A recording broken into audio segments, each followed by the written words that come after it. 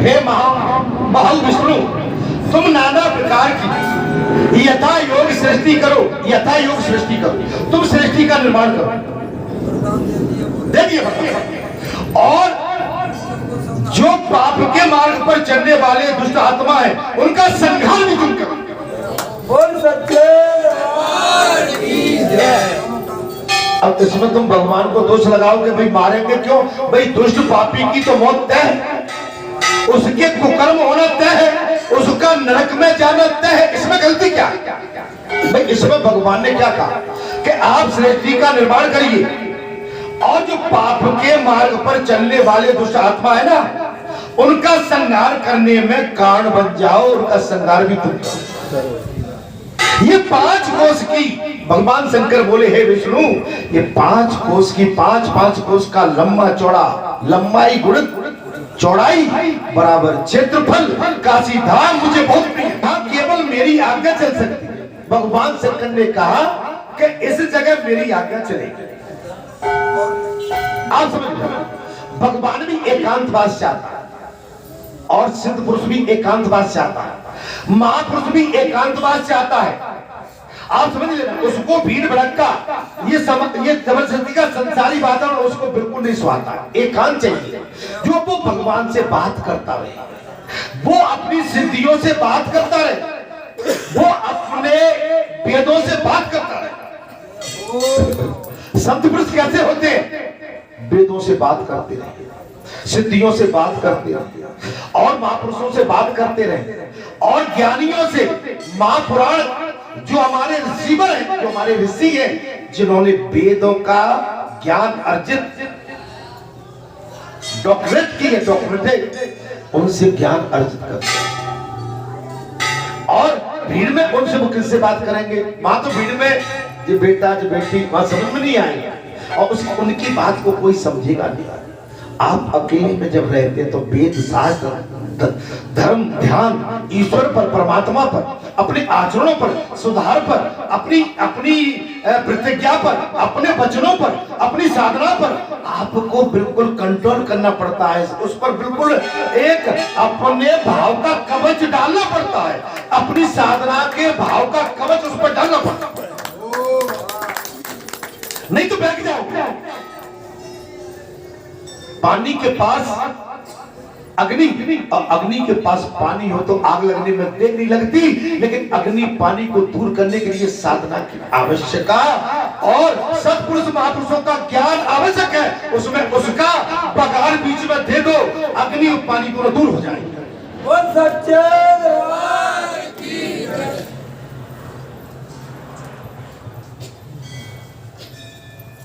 कोई ठीक आप समझिए। बोले भगवान शंकर बोले कि मेरी साधना के लिए स्थान ठीक है। कैसे? यहाँ केवल मेरी आज्ञा चल सकती। बालाजी ने जी धाम क्यों देखा?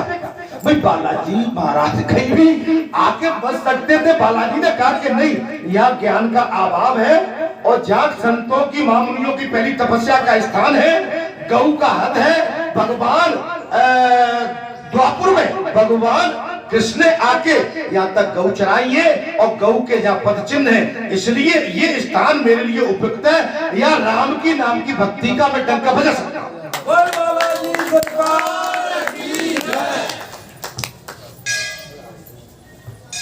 रामचरितमानस मर्यादा का श्रृंगार है महाराज। रामचरितमानस त्रेता युग में भगवान राम ने राम का अवतार लेके मर्यादा की प्रपत्ता की है। मर्यादा का सेतु बांधा है। क्या बांधा है? मर्यादा का सेतु। और द्वापर में आके भगवान कृष्ण ने कर्म को प्रधान करके और कर्म को बढ़ावा दिया और लीला भी की। अंतर है तो द्वापर में कर्म और लीला और योगी, और त्रेता में आप समझ सकते हो भगवान ने मर्यादा का पालन किया है। तो ये हमारे लिए बहुत बड़े महापर्व है।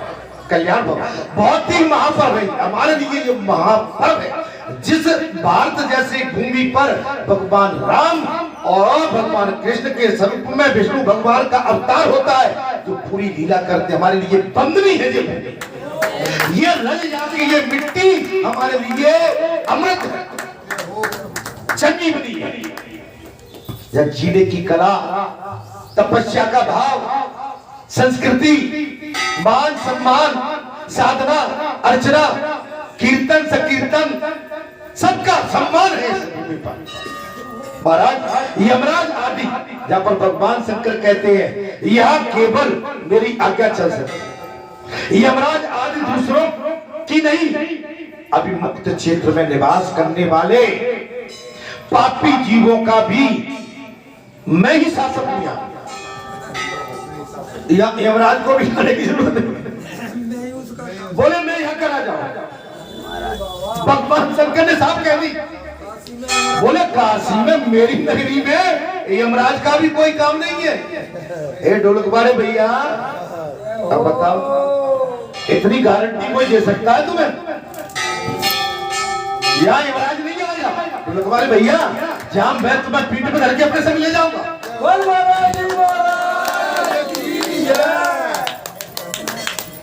और साचे दरबार की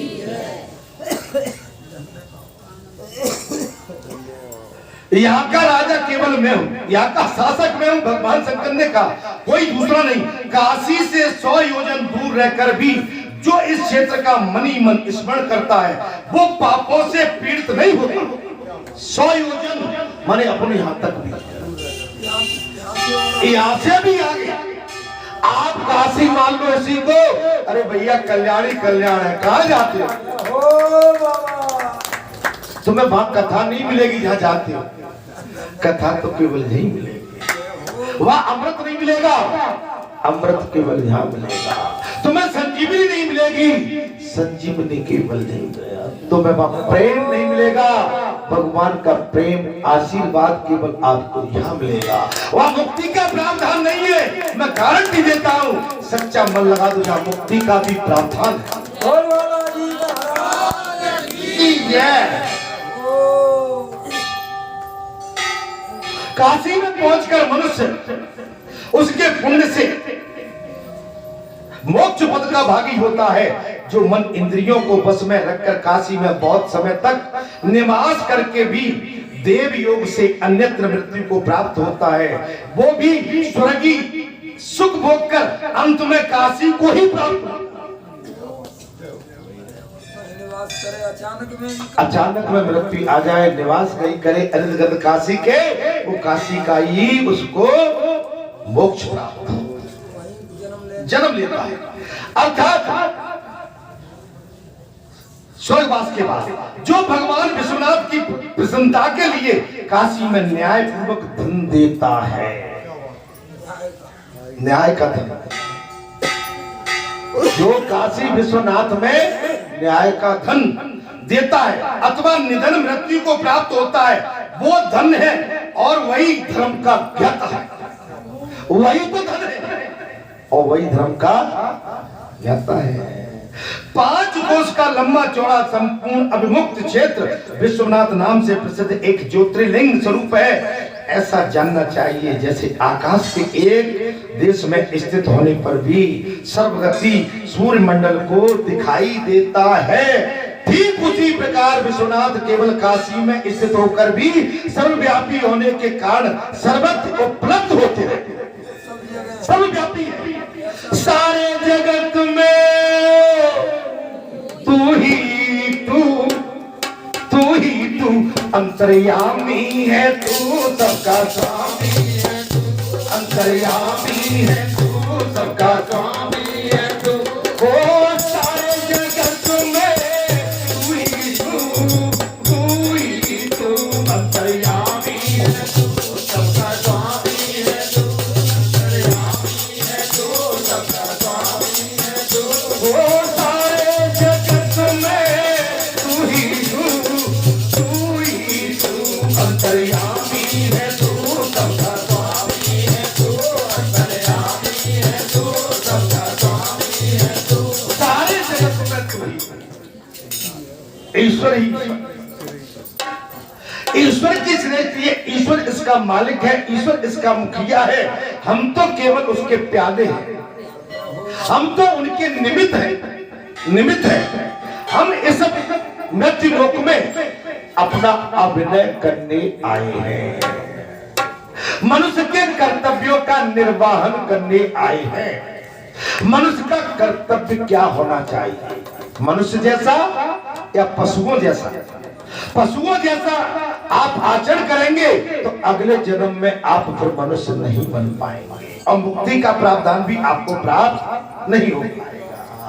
जो क्षेत्र की महिमा को नहीं जानता है और जिसमें श्रद्धा का सर्वदा अभाव है,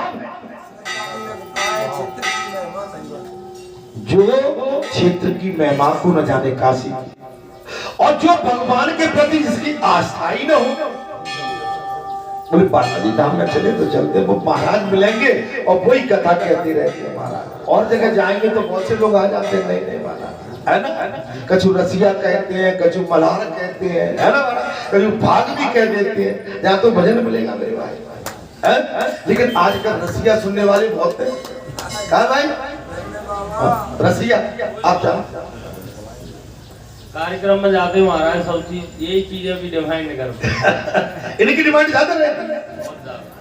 भगवान की भक्ति, हमारे आचरण में सुधार कैसे आए, हम कैसे इस स्थान से जुड़ जाए, मनुष्य होके हमारा कल्याण हो जाए, हमारी बुद्धि शुद्ध हो जाए, हमारे आचरणों में हमारे आचरण संभल जाए, हम इस देश के किसी अच्छे काम में हमारा ये शरीर लग जाए।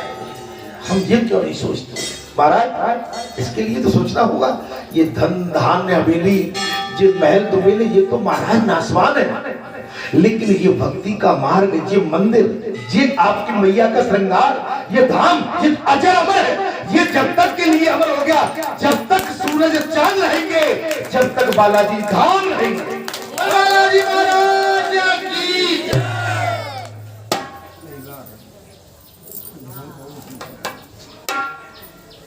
तो मेरा आपसे अनुरोध वही है, आप भी कम नहीं हो, मैं आपको कम में नहीं आंक रहा हूं, आप भी बिल्कुल भक्ति के पात्र हैं, लेकिन आप भक्ति में तल्लीन बनी रहिए, भटकिए। जो आप संसार की ओर कभी दौड़ लगा देते हैं, कभी महापुरुषों पर आक्षेप लगाते हैं, कभी सत्पुरुषों पर आप उंगली उठाते हैं, कभी वेद पर उंगली उठाते हैं, कभी मानुष पर उंगली उठाते हैं, कभी अपने संतों पर उंगली उठाते हैं, कभी माता पिता पर भी उंगली उठा देते हैं, कभी समाज पर उंगली उठा देते हैं। ये कृत्य बहुत ही खतरनाक है।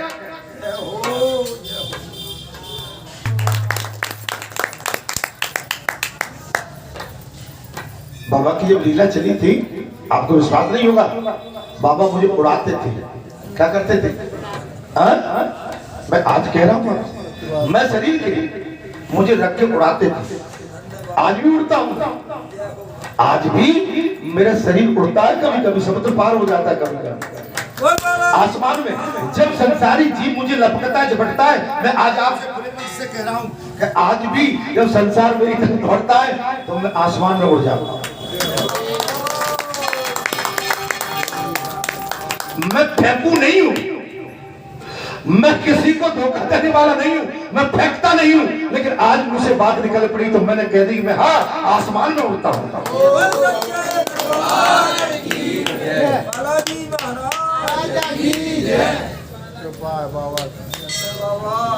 तो समझ लीजिए, तो कोई बात तो है। इसलिए मेरा आप सभी से अनुरोध है, आज मुझे प्रातः काल जो प्रेरणा मिली है, मानी अर्धरात्रि के बाद अब मैं आपके सामने अब बात को चुकी रखने जा रहा हूं, और चूंकि मुझे कथा भी कहना है, लेकिन बात भी रखती हूं, आप कहें तो रखूं, ठीक है?